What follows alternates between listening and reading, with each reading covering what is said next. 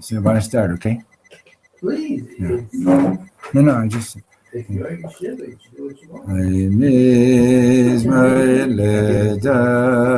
David, Havladinai Benei Elim, Havladinai Kavaidais, Havladinai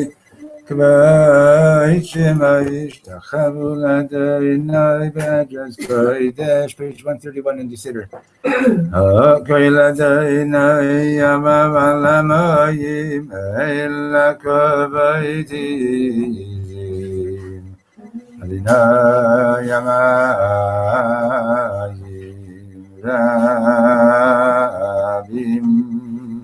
Mikael Adayna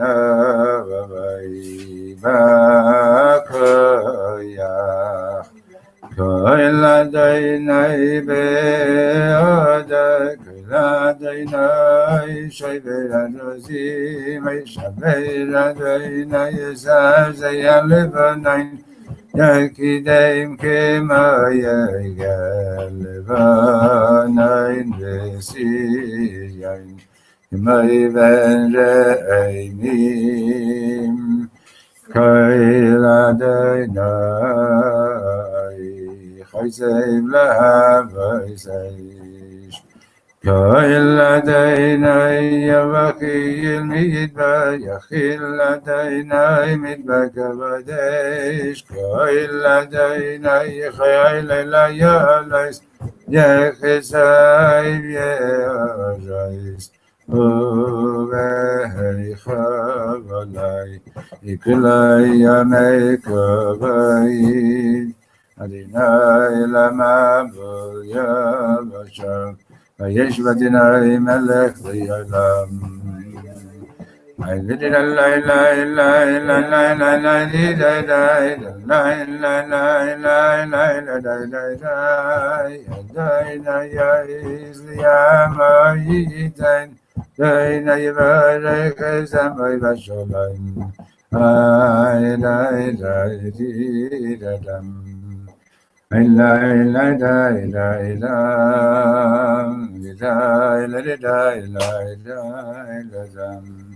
Okay, so the music that you just heard for this Mizmor David is quite different from the music of the other Mizmorim. We're doing Kabbalat Shabbat, right? And this is the 6th Psalm, right? Corresponding to Friday. And this is the end of the 6 days of the week, right? So one question is, why did Shlomo change the tempo of the music in this one compared to the other ones, right? The previous one that we did yesterday was like, how do you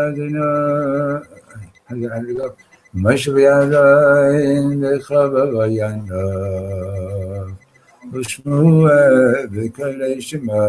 So it's very different from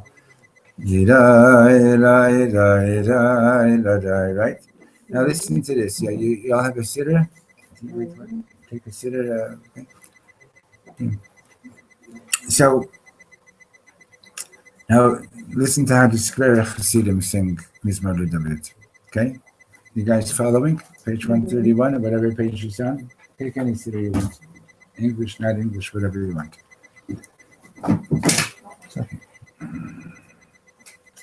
So this is how the Square Chassidim do. They start off, you say Mizmor David, then they go like this.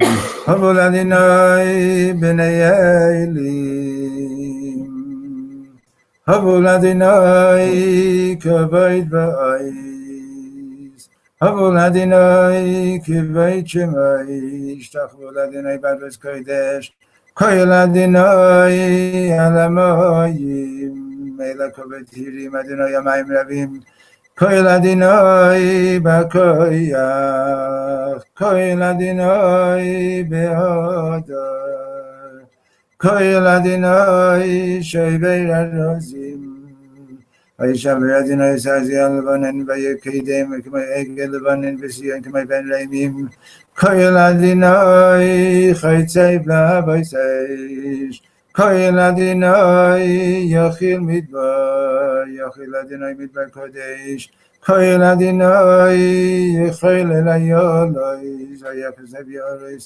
Veichodoi Kula Yomei Kavod Adinoi Lamabu Yashav Vayeshav Adinoi Melech Olam Adonai is li'amo yitein, Adonai yivarech es amo b'sholem. Compare. It's more subdued. Which is subdued? It's more. The second one, the square one? No, yeah. Subdued? Koyel Hashem, Koyel Hashem. That's subdued. That's the first two words. But the rest of the second is. Yeah, but I'm saying, but the overall, like, what do you think is happening here? Like, what's going on? Like, like these two very different styles of music, isn't it? The square one reminds me of like. Which one? The square one. Yeah. Reminds me like of your keyboard more. Yeah. Like very. More like I don't know, Yira, and the other one is more like. Okay, so is the word, would you use the word intense? Yeah. They're actually both pretty intense, right? But like Koyel Hashem, right? Koyel Hashem, it's like pretty intense, right? And right? It's like a dance, right? Yeah. Okay. Now, what else do you know about Mizmor LeDavid, but this psalm in comparison to the first five, to the previous five? What's is there something that you do differently besides the music? You stand up, right? For this Mizmor LeDavid, the one before the Chadaydi, is cats fighting. Let's hope that's what they're doing. Huh? Let's hope that's what they're doing. Yeah. Okay, so why do you stand up for Mizmor LeDavid? Why do you stand up for this Mizmor? By the way, the Sfardim I don't think do stand up, but Ashkenazim stand up for this Mizmor. No, Galiciano. Is it possible that? I said Galiciano. Oh my head! I don't get Yiddish. Your family's from Galicia. That's what Galiciano means. Are they? Yeah. I didn't know that. Right. I didn't even know that. As far as I know. Anyway, yeah. Okay. Anyway, so she was supposed to have learned Yiddish 2 days ago.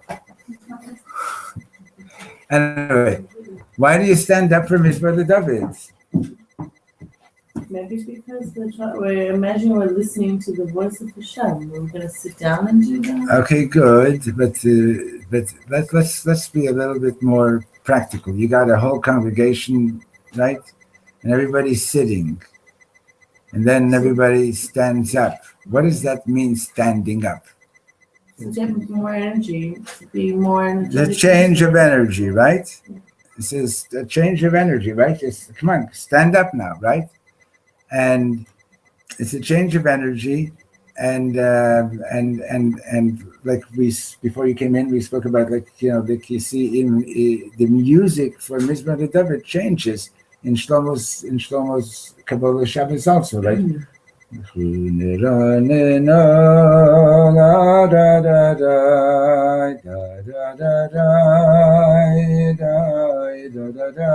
Right? Versus right?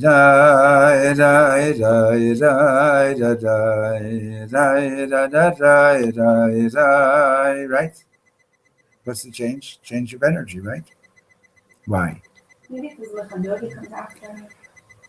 So it could be, let's forget about the Chadodi for a second. The Chadodi is going to fit in with this too, but besides the Chadodi, this is day 6, right?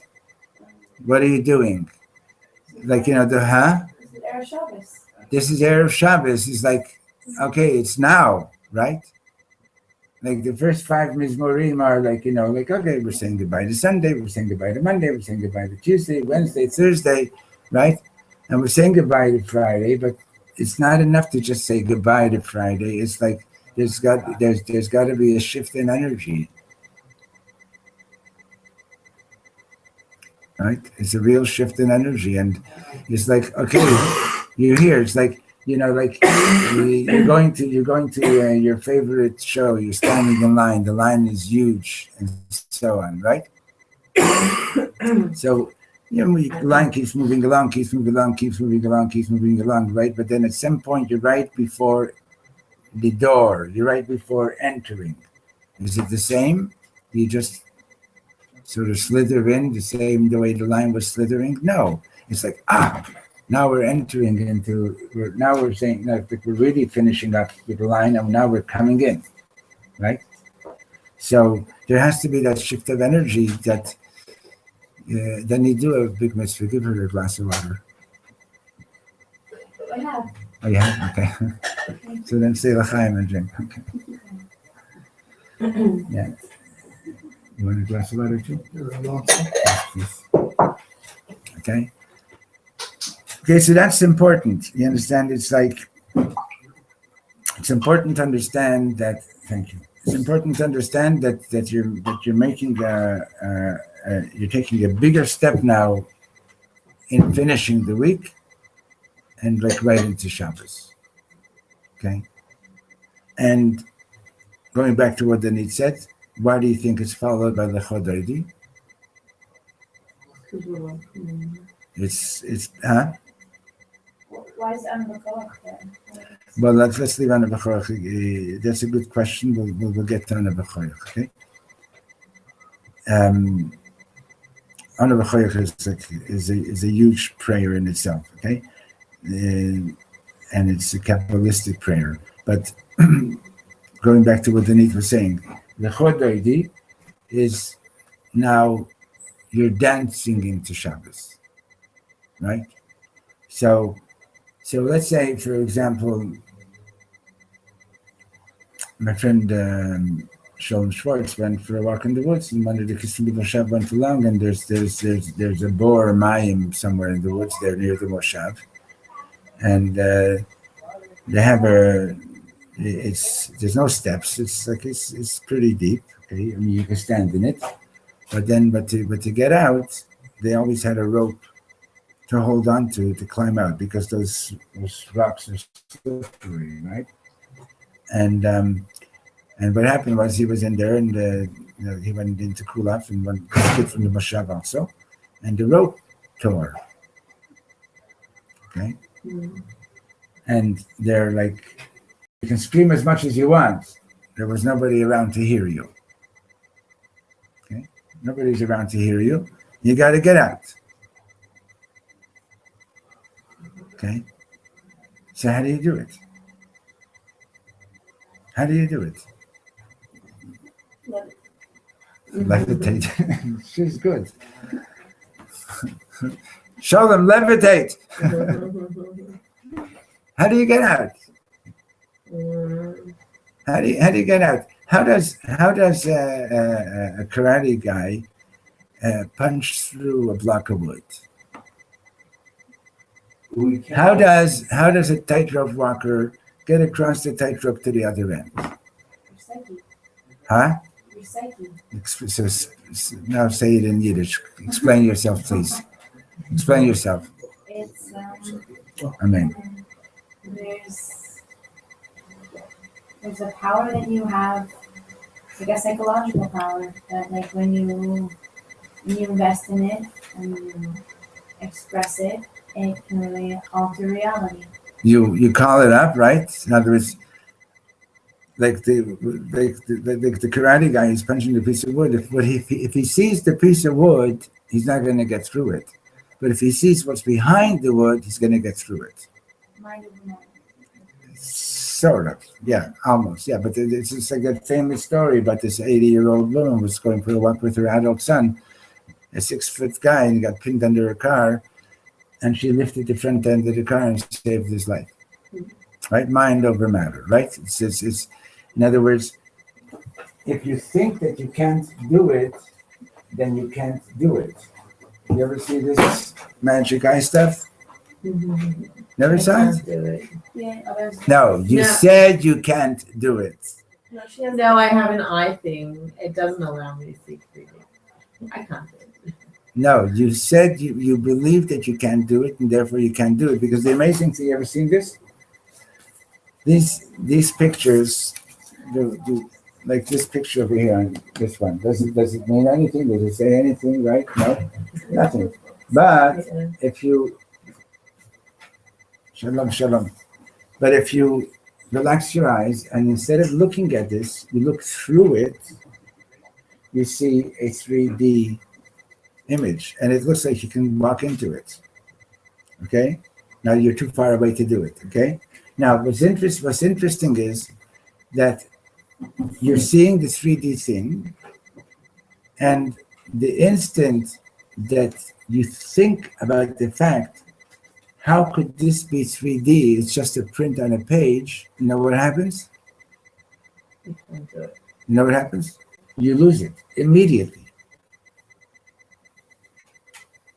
You will immediately lose the image because the brain is a filter, okay? And if you filter with the brain and the brain says, you can't do this, Mazel tov, you can't do it. Anybody who's been in teacher training knows if you tell the kid, you can't do this, they can't do it. Okay? Tell the kid you're stupid, they're stupid. Tell the kid you can do it, they're going to do it. Okay? So Shlomo at one point, like Shlomo was able to get out, right? But the kid had to get out. And he just waited for the kid to reach just that pre-panic state. And he said, okay, now go. And the kid got out. Okay. Pesach, I'll see you tomorrow, Mr. Shem, yeah? Oh, yeah. Good. Bezrat Hashem.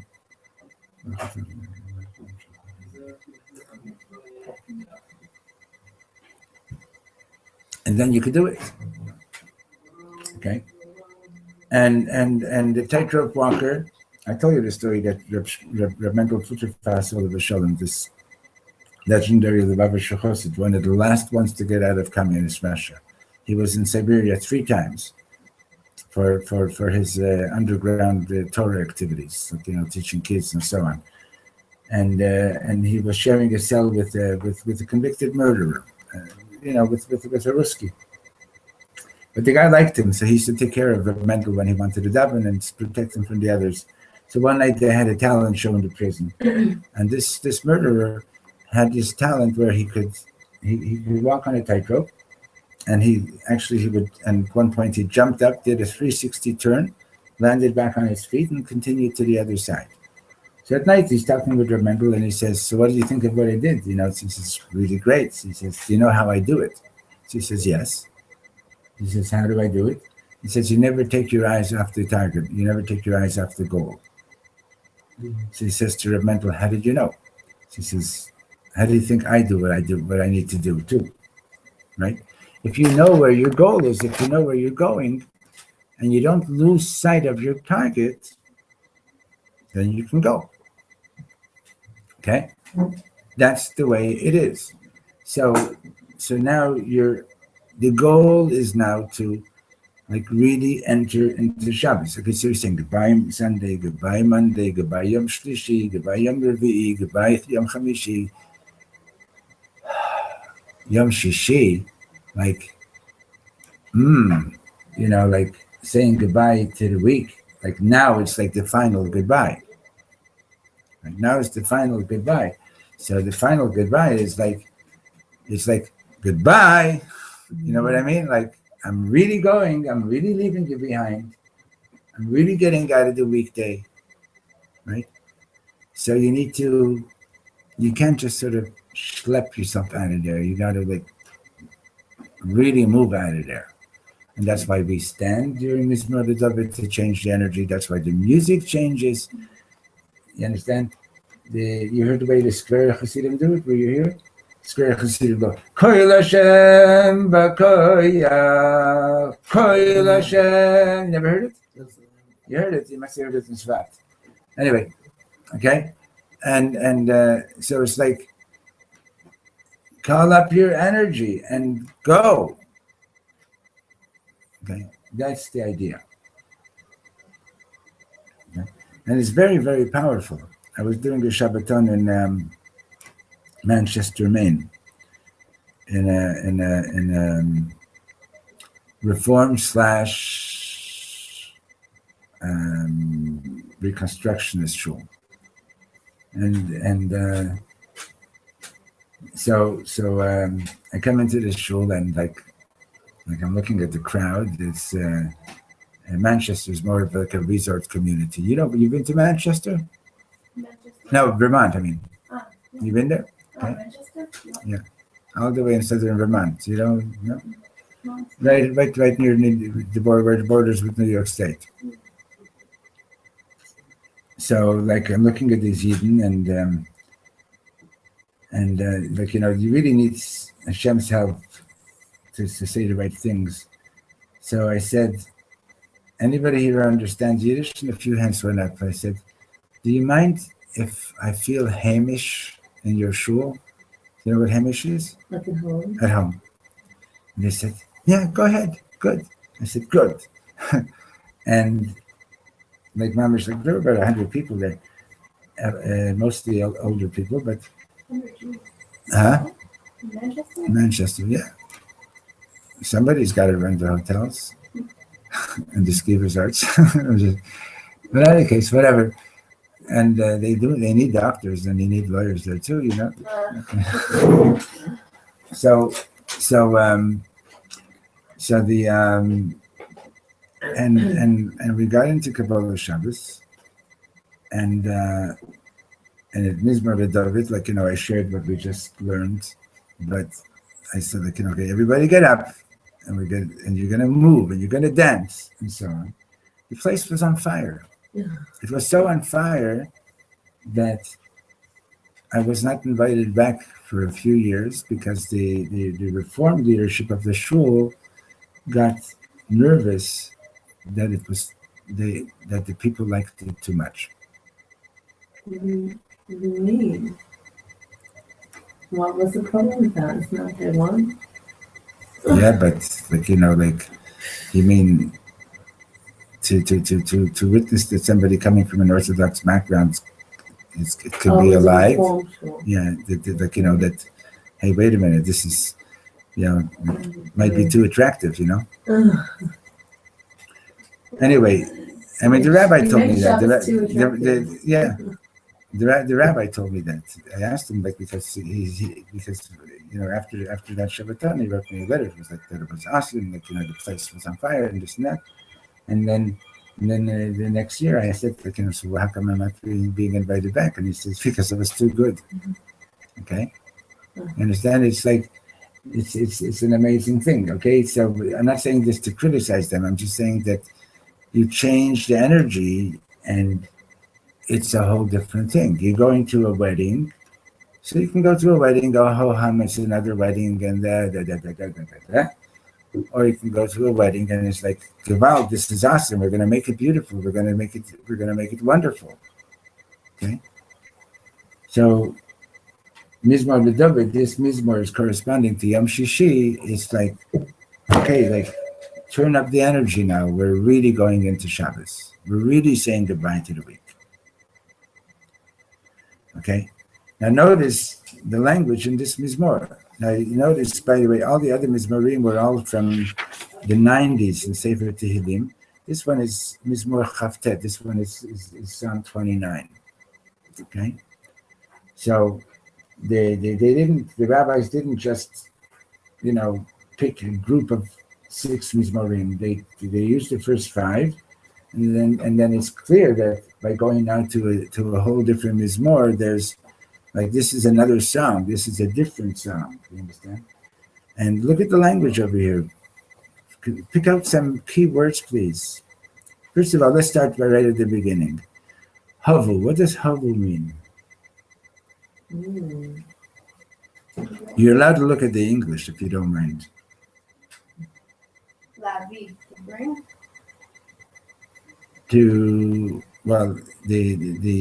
It's related, but the root is, well, there are two schools of opinion in Hebrew grammar. There's one school that says that all roots have 3 letters, but there's another school of thought that says that there also are roots that are just 2 letters. And the root is hav. What other word do you know that shares the same root? Hava. You know what hav means? It means to give. Think about it for a second. What does a hava mean? To give. It means love, right? And it's by giving that your ability to love is increased, is greater when you are the giver rather than the recipient. Who loves the child? Who loves whom more? The parent loves the child more, or the child loves the parent more? The parent loves the child more, right? Who's giving to who most of the time? Right, because it's by giving that your ability to love increases. And this actually shows up in halacha. There's a pasuk in the Torah that if someone's breaking into someone's house and the householder kills the intruder, the householder is innocent of murder. Because the assumption is if somebody's breaking into your home, your life is in danger. But the Torah goes on and says, Im zacha alav hashemesh, if the sun shone upon him, on the intruder, meaning to say, it was clear that your life is not in danger, and you kill the intruder, then you're guilty of murder. So the Gemara discusses in what case is it that you're clear that your life isn't in danger. And the Gemara comes up with just one case. A father breaking into the home of his son. But if it's the other way around, if the son is breaking into his father's house, it's not so clear that the father's life is not in danger. How do you explain that? How do you explain that? You just said. Because the father loves the son more than the son loves the father. Why does the father love the son more than the son loves the father? Because if the father is giving to the son. Do you still think that's true, Jada? Like, it's kind of crazy out there that you see, like, this relationship is very twisted. That, like, family members with each other. So, with this halachic ruling, why would you assume that? Family members hurt each other. There's always exceptions. Okay, so what we were just saying is the general truth. Okay, the exceptions prove the rule. It's generally true, and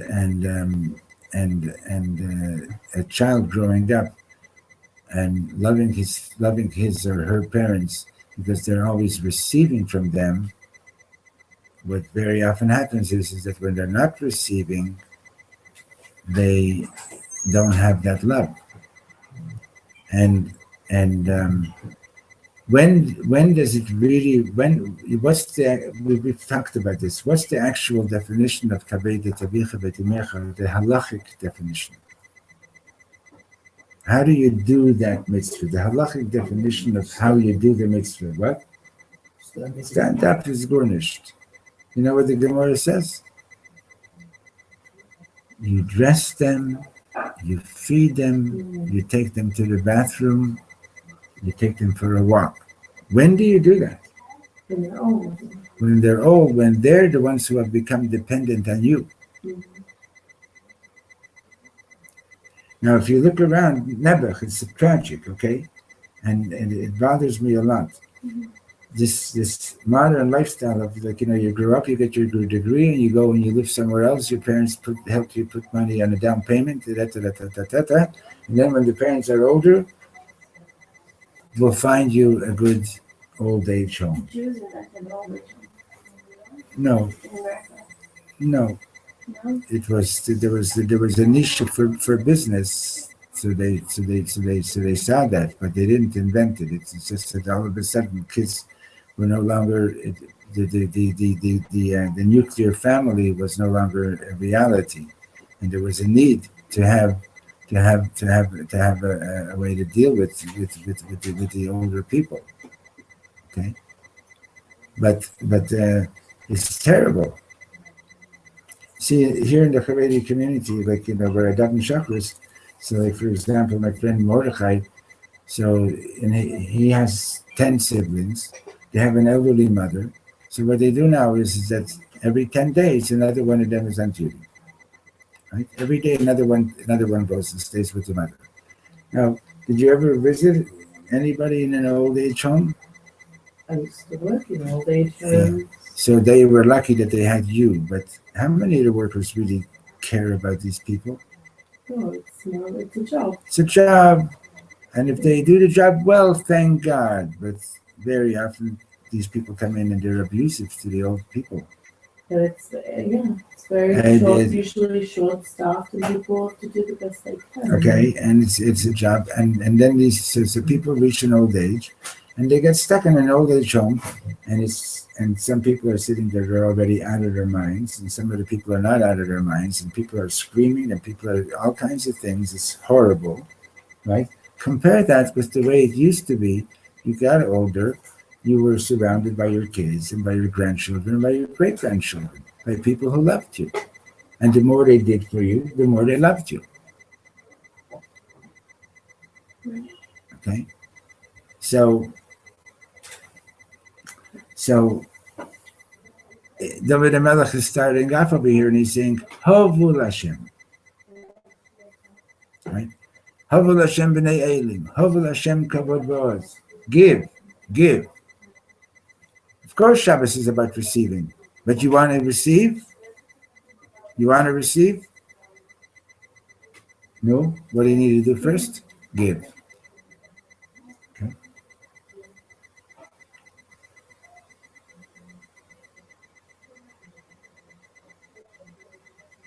To really receive, you need to give. That's the way it works. Okay? How do we give to? So how do we give to Hashem?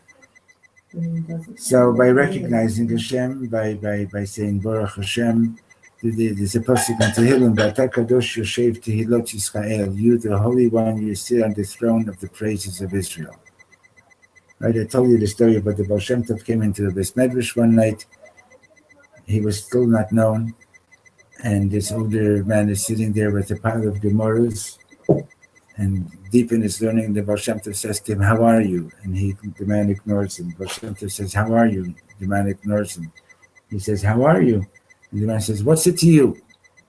And the Baal Shem Tov says to him, and what's going to be with Hashem's Parnassus? And now he looks up and he says, what are you talking about? He says, V'ata kadosh yoshev tehilot Yisrael. Hashem's Parnassus is, when you say Baruch Hashem, you're giving Hashem Parnassus. Does Hashem need your Baruch Hashem? No. So what does it mean that that's his Parnassus? It means that Hashem set up a relationship in such a way that he wants us to stimulate him to continue giving to us. It's a relationship. God is not God just so that we say, yes, there is a God. Hashem didn't create this whole universe and all these worlds of Atzilus, Bria, Yetzirah, and Asiya just so that he should just give to us. He created it so that he doesn't want to just give us food. He wants to give us his pnimiyut. He wants to give us his inner essence. Okay? You can give in a chitzoni way, you can give and you can give in a pnimi way. Okay? Talk about relationships. Okay, guy is going out with a girl, and they get married, and Do you love me? Remember that song? Right? After 25 years, right, doing the laundry, do I love you? Okay, so you're doing the laundry, you're making the food, you're this and that, and so on and so on. Do you love me? Well, I'm doing all the things that show you that I love you, right? And she says, you don't love me. What do you mean? I go to work, I make money, I bring home the money, pay the bills, pay the rent, you have a roof over your head. What do you mean I don't love you? I'm constantly giving to you. Right? So maybe he's right, maybe he's not right. The question is, are you giving your pnimiyut? Are you giving your light? Are you sharing your light with your husband or with your wife? Are you sharing your light with your children? Yes, you're giving your children breakfast. When I was teaching elementary school, I can tell in the morning when the kids came in the morning, and just all I had to do was look at their faces, and I can tell you, Baruch Hashem, just about everybody in that school got breakfast because they, thank God there was food in every house and so on. But there were those.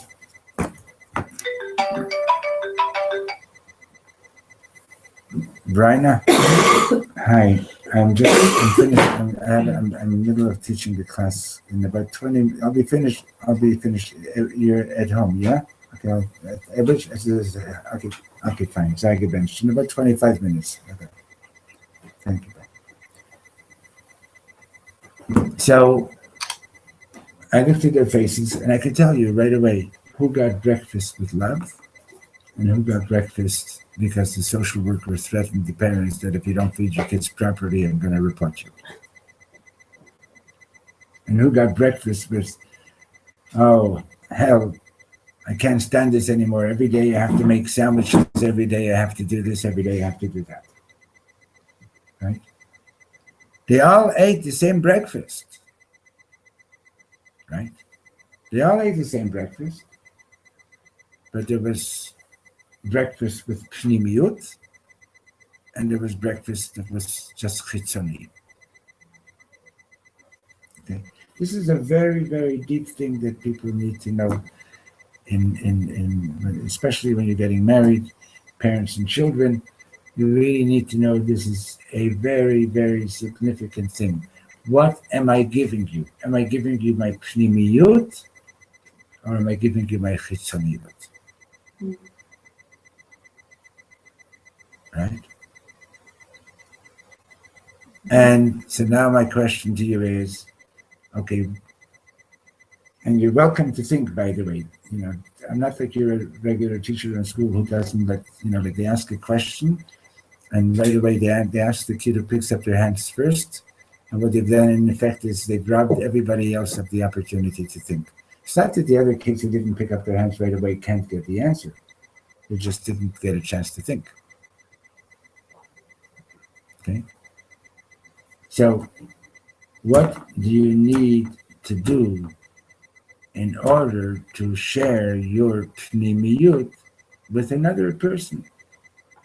What's the first thing that you need to do before you actually give anything?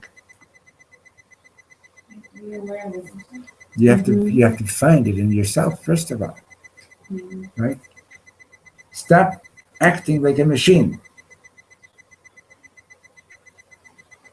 There are people who can make sandwiches blindfolded. It's not such a big deal. Okay? And yeah, so I got some butter on your face. What's the big deal? You still got your sandwich. So take the bread and wipe the butter on. Blindfolded sandwiches, but whatever. So, but you got the sandwich. You have to, first of all, find your pnimiyut inside yourself. You have to find your light inside yourself, and then you found your light. Now share it. That's one of Shlomo's big lessons about Hanukkah. The whole thing about Hanukkah is that you find your light inside yourself, and when you find it inside yourself, don't keep it just for yourself. Go outside and light the menorah outside. Okay?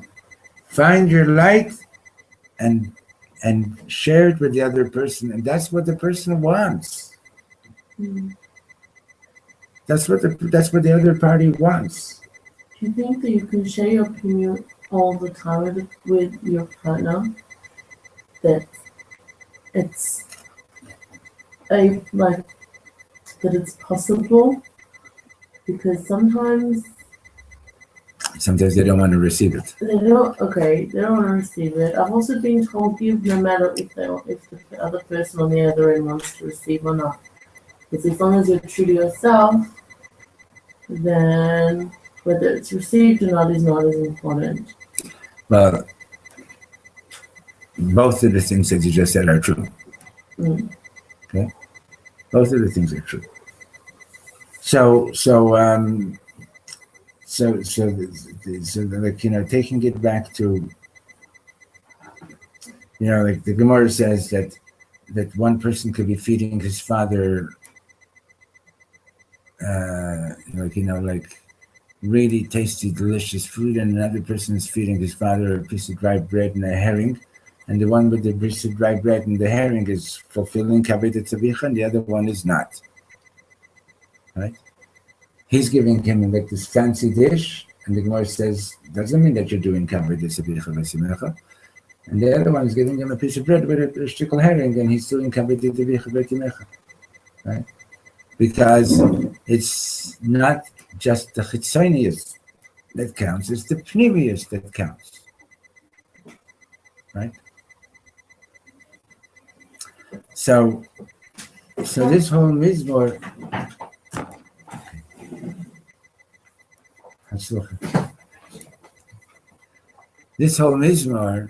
is about get your voice there. Put your body there, put your voice there, put your pnimius into getting out of the week and going into Shabbos. Okay, now let's see what Rav Shlomo says. Okay? Now we didn't really analyze them as more anywhere nearly enough, okay, but we did something just very general, okay, but you saw from the music, you see both the way Shlomo sings it, the way the Square Hasidim sing it, and the language. The voice of God is b'koach, the voice of God is b'hadar, with beauty, the voice of God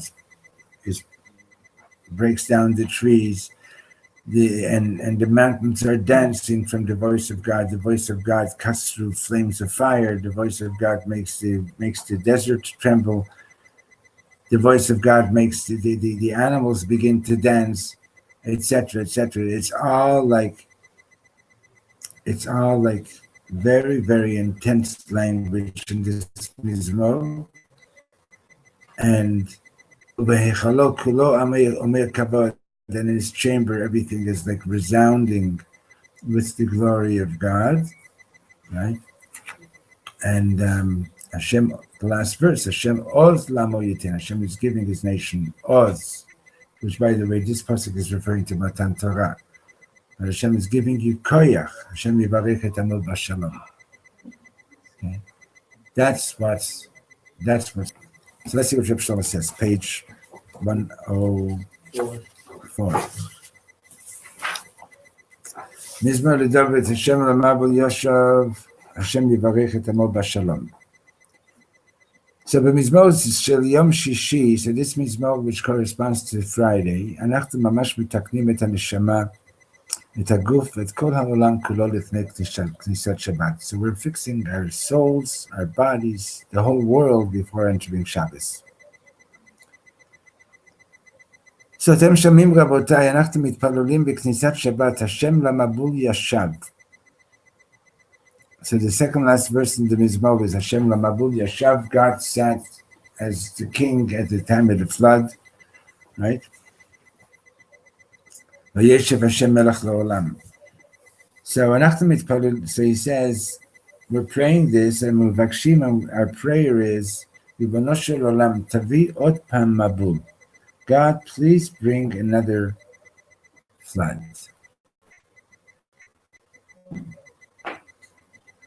Why would you not want to know? So he explains, כולנו יודעים שהנשמות של דור המבול היו אותן הנשמות של דור קבלת התורה. Everybody knows, which like I told you, whenever Rav Shlomo would say, well, everybody knows, it meant you'd look around the room, nobody knew, but what he meant was everyone know. Okay? Okay?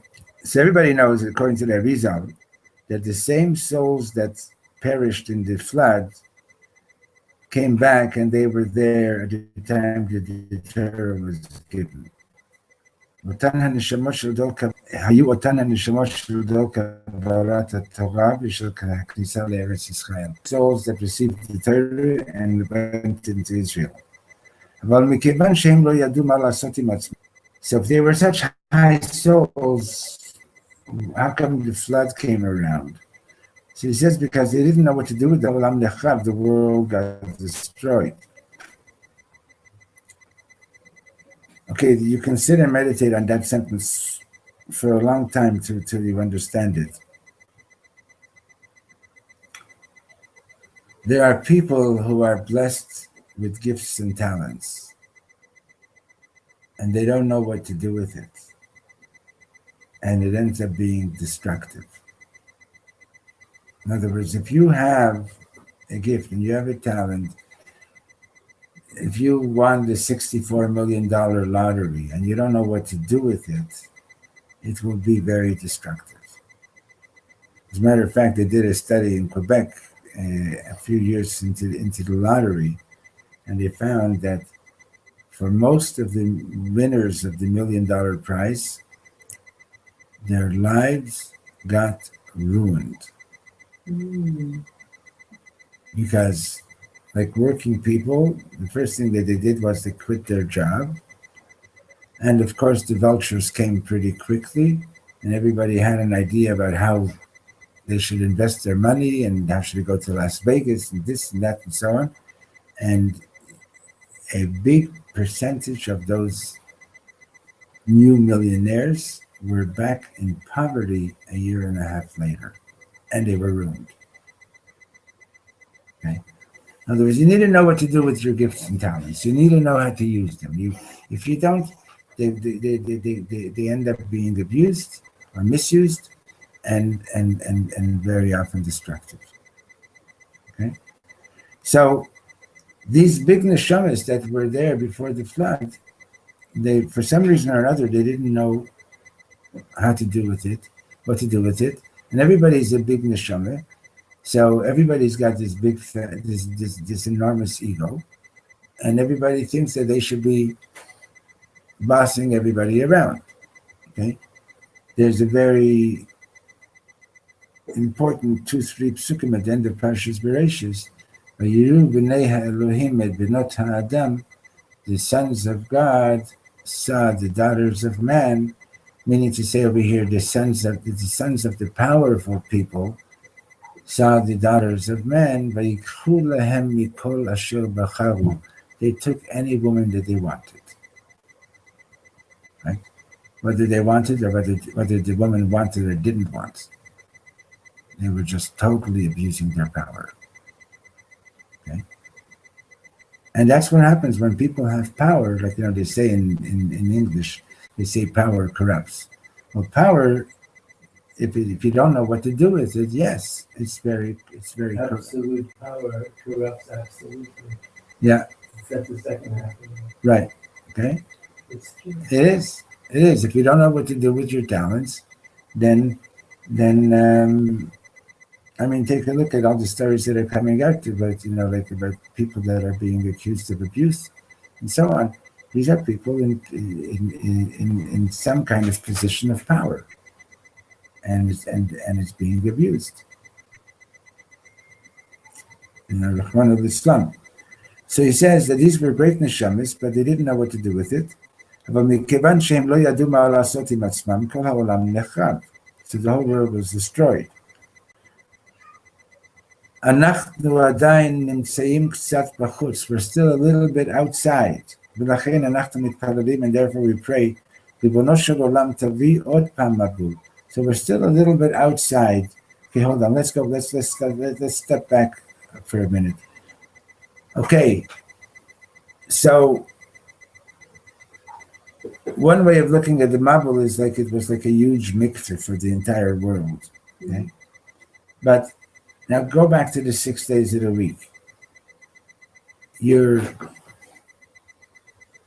in the 6 days of the week, you are the one with power. Right? You're allowed to do melacha. You do melacha, you do work, you're doing business, you're planting, you're harvesting, whatever it is that you're doing, right? Right? And there's a danger that you might end up abusing it all. Either against another person, maybe even chas v'shalom against yourself, and spiritually, you might be going into a very negative space as a result. Okay, you need Shabbos to put it back right. Okay, so he says, we're still a little bit outside, meaning we haven't really quite reached where we're supposed to be yet. So we're praying, bring us another flood. We don't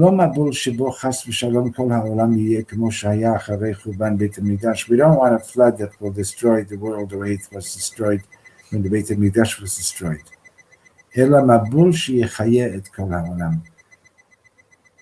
Bring us a flood that will revive the world. Maze Mabul. What is the definition of a Mabul? What's the definition of a flood? It's It's when something is coming down without any holds barred. Bili hafsaka, without any interruption. Et hakol, when it's all coming and being delivered. In other words,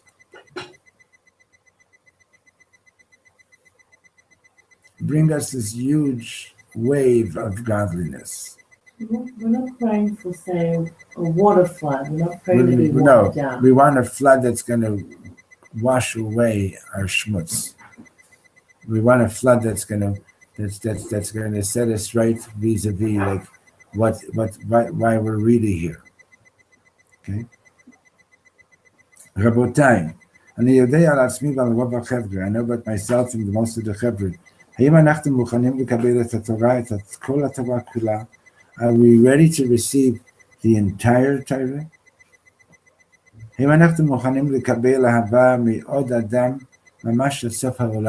Are we ready to receive love from another person to the end of the world? Do you ever find yourself in a situation where somebody loves you and you sort of say, okay, thank you so much, but I don't want all of it? My mother. Huh? My mother. Yeah, I don't want all of it, right? Like, I love the Torah, but am I ready to really want all of it? Am I ready? I love tzaddikim. Am I ready to say, I want to be a tzaddik? Do you want to be a tzaddikus? Great. Are you ready? No. So then, right? You would like it to come easy, right? Without the struggle. But are you ready to be a tzaddikus? Are you ready to be a tzaddik? Right? Being a tzaddik is no small thing. Like somebody's going to knock on your door at 3:00 in the morning. You're going to get up and say, "Wow, 3:00 in the morning! I can help somebody 3:00 in the morning. That's awesome."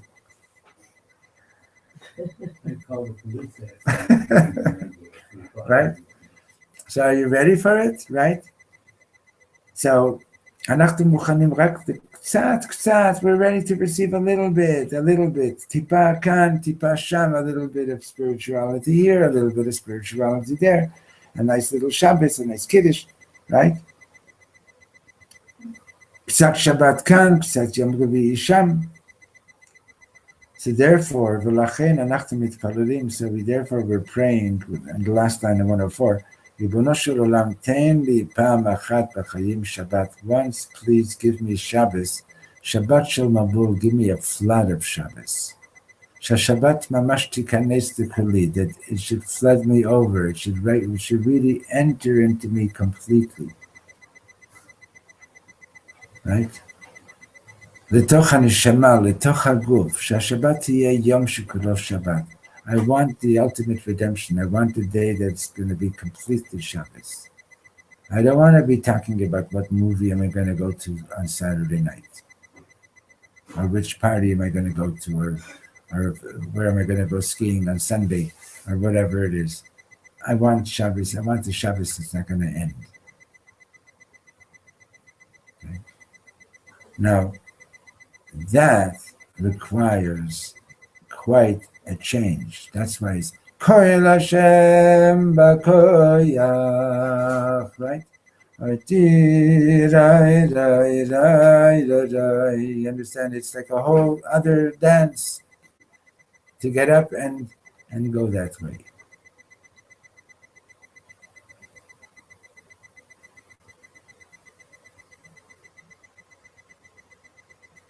It's a different perspective now of Shabbat. It's not just a nice tune, but a meaningful one. Yeah, it's oh yeah. Music is very powerful. It soothes the savage beast. If it's depending on what kind of music it is, yeah. So you're saying the change of tune is paralleling what? It's not just it's more than paralleling. It's to boost the energy. In other words, to take it up to the next step. It's not like, okay, we said, you understand, it's like what we were saying before. When you're saying goodbye to Yom Chamishi, you know that there's still another weekday. When you're saying goodbye to Yom Shishi, there isn't a weekday following that. It's Shabbos, right? And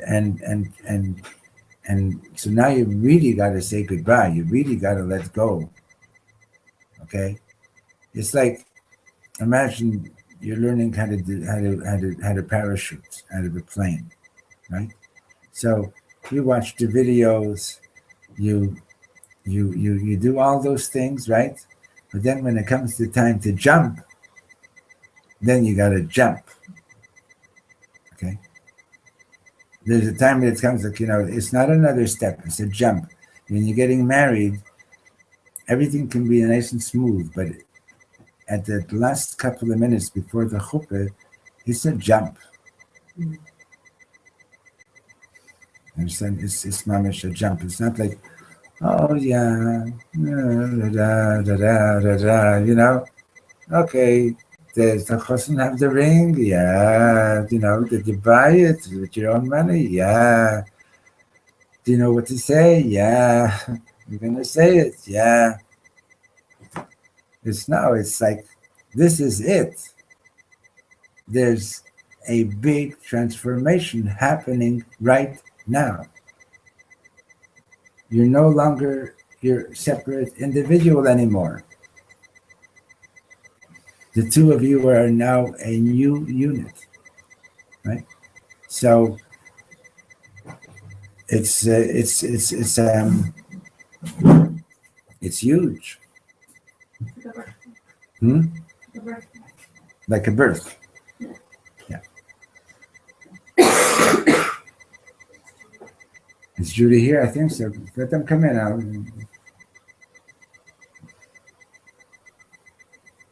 Who's there? Huh? You want to get reborn? Every Friday. Every day.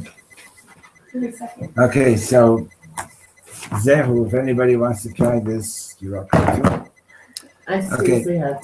Yisra Shem, we continue to